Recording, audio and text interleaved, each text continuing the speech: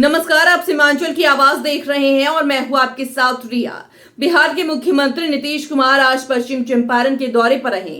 अपनी समृद्धि यात्रा के तहत बेतिया पहुंचे मुख्यमंत्री ने जिले को करोड़ों की योजनाओं का सौगात दिया और सीधे जनता से रूबरू हुए। बेतिया का ऐतिहासिक बड़ा रमना मैदान आज विकास किनारों से गूंज उठा, जहां मुख्यमंत्री ने 182 करोड़ रुपए की विभिन्न विकास योजनाओं का शिलान्यास और उद्घाटन किया। इन योजनाओं का मुख्य लक्ष्य जिले के बुनियादी ढांचों को नई मजबूती देना और आम जनजीवन को बेहतर बनाना है। सिर्फ सरकारी औपचारिकताओं तक ही नहीं, बल्कि मुख्यमंत्री का यह दौरा जनता से सीधे जुड़ाव का भी गवाह बना। मुख्यमंत्री नीतीश कुमार ने यहां मौजूद हजारों जीविका दीदियों और ग्रामीणों से सीधा संवाद किया। उन्होंने जनता की समस्याओं और सुझाव को न केवल गंभीरता से सुना, बल्कि मौके पर मौजूद अधिकारियों को सख्त लहजे में निर्देश दिए कि जन शिकायतों का त्वरित और प्रभावी समाधान सुनिश्चित किए जाए। कुछ नहीं था पहले, पूरा तो हम लोगों ने तो शुरू करा दिया। अब उस सबको जो हम लोगों ने शुरू कर दिया, तो ये सब काम हम लोगों ने पूरे से शुरू किया। और 2018 में तो जो पूरा हो गया, तो हम लोगों को जो पैसा लगता था कर दिया। तो उन लोगों को थोड़ा सा पैसा पर हर घर में लोगों को लग रहा था, लेकिन अब हम लोगों ने तय कर लिया है कि अब लगभग सभी घरेलू उपभोक्ताओं को अब बिजली मुफ्त में दिया जा रहा है, सब लोगों को एक एक घर में। अब जान लीजिए, अब इसके बाद और भी हम लोग करवा रहे हैं कि सबके घर के ऊपर में हम लोग उनको लगा देंगे। सभी इच्छुक लोगों को घरों पर सोलर लगाए जाएंगे। बहुत अच्छा है, एक एक तरफ से सब काम हम लोगों की तरफ से किया जा रहा है। तो 2005 में काम हुआ, उसके बाद ये भी हुआ, और 2020 में 7/2 में सारा काम किया गया। अभी थोड़ा सा और काम हो रहा, वो भी बहुत तेजी से हो रहा, फिर सब पूरा हो जाएगा, कोई दिक्कत नहीं।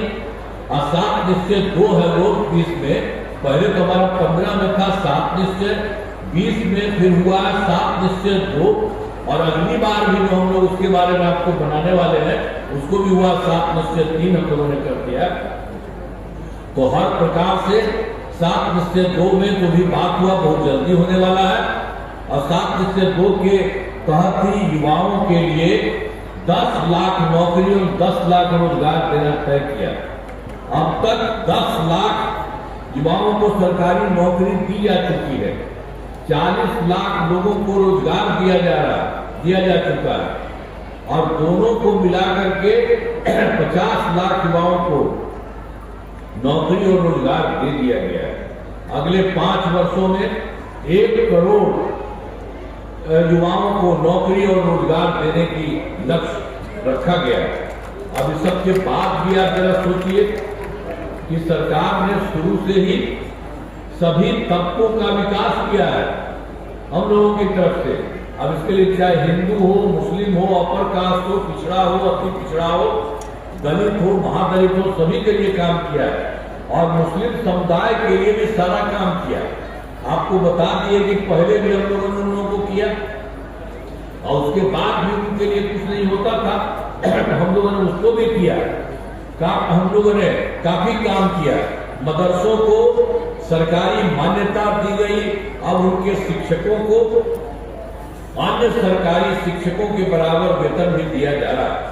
अब सभी वृद्धजनों, और उसके अलावे और भी बहुत काम हुआ, वृद्धजनों, दिव्यांगजनों और विधवा महिलाओं को मिलने वाली पेंशन की राशि पहले 400 थी, उसको हम लोगों ने बढ़ा करके 1100 रुपये कर दिया गया। इससे 1 करोड़ 40 लाख लोगों को फायदा होने जा रहा है। एक एक तरह से सब जगह हर प्रकार से काम किया जा रहा है। अब उसके अलावे भी 2023 में वर्ष में जाति आधारित गणना कराई थी हम लोगों ने सब जगह से।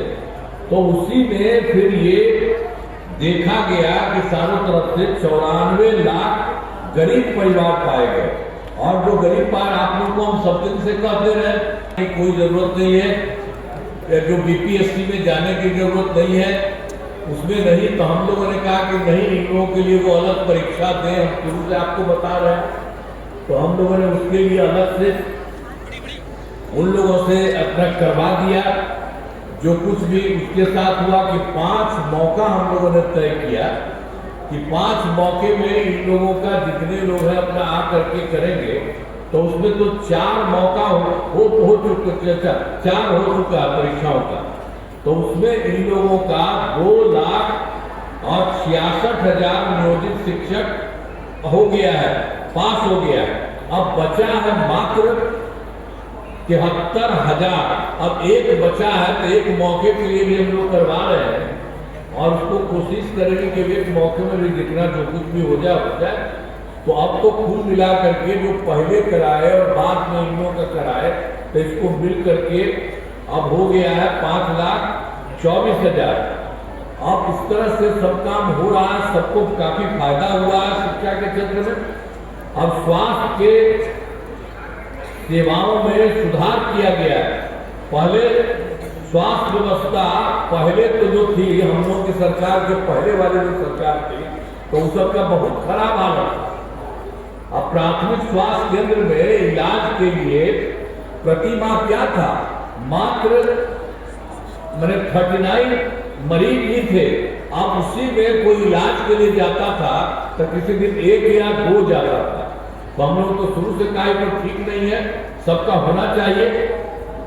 तो हम लोगों ने 2006 से ही अस्पतालों को मुफ्त दवा और इलाज की पूरी व्यवस्था की है।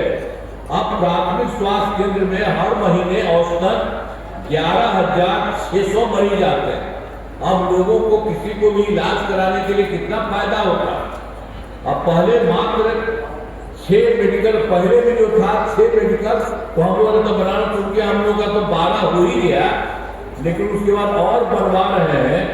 तो उसमें भी 27 जिलों में नए मेडिकल कॉलेज बनाए जा रहे हैं और वो काम शुरू हो रहा है और बहुत जल्दी शीघ्र पूरा हो जाएगा। फिर पटना मेडिकल कॉलेज एवं अस्पताल को 5,400 बेड तथा अन्य 5 पूरा, इसमें जो पहले वाले जितने थे आप जरा समझ लीजिए।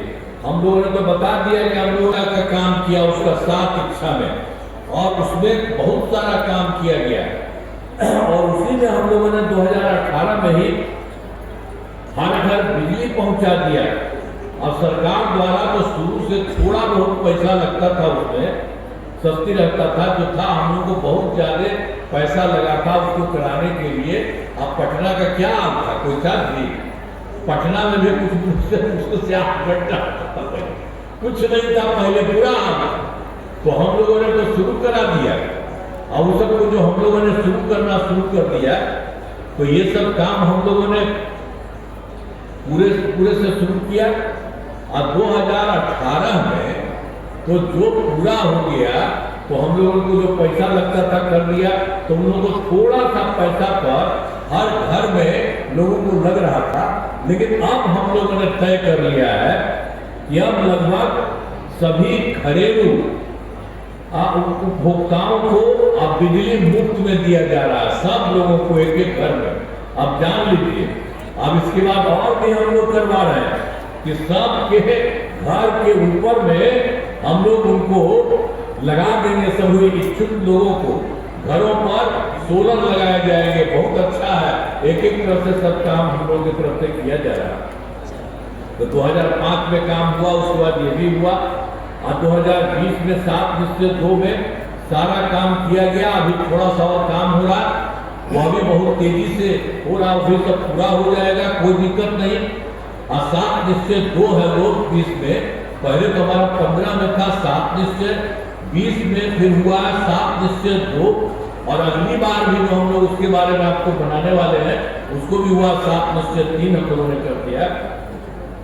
तो हर प्रकार से 7/2 में जो भी बात हुआ बहुत जल्दी होने वाला है।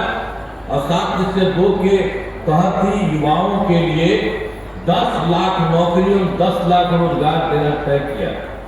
अब तक 10 लाख युवाओं को सरकारी नौकरी दी जा चुकी है, 40 लाख लोगों को रोजगार दिया जा चुका है और दोनों को मिलाकर के 50 लाख युवाओं को नौकरी और रोजगार दे दिया गया है।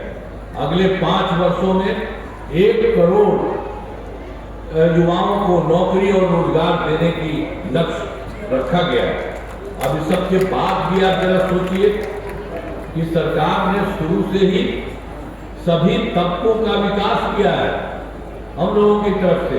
अब इसके लिए चाहे हिंदू हो, मुस्लिम हो, अपर कास्ट हो, पिछड़ा हो, अति पिछड़ा हो, दलित हो, महादलित हो, सभी के लिए काम किया है और मुस्लिम समुदाय के लिए भी सारा काम किया। आपको बता दिए कि पहले भी हम लोगों ने उन लोगों को किया और उसके बाद भी उनके लिए कुछ नहीं होता था, हम लोगों ने उसको भी किया। हम लोगों ने काफी काम किया। मदरसों को सरकारी मान्यता दी गई। अब उनके शिक्षकों को अन्य सरकारी शिक्षकों के बराबर वेतन भी दिया जा रहा है।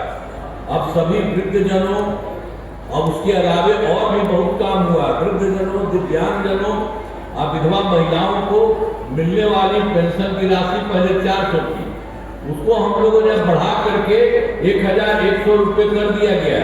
इससे 1 करोड़ 40 लाख लोगों को फायदा होने जा रहा है। एक तरह से सब जगह हर प्रकार से काम किया जा रहा है। अब उसके अलावे भी 2023 में वर्ष में जाति आधारित गणना कराई थी हम लोगों ने सब जगह से, तो उसी में फिर ये देखा गया कि चारों तरफ से 94 लाख गरीब परिवार पाए गए।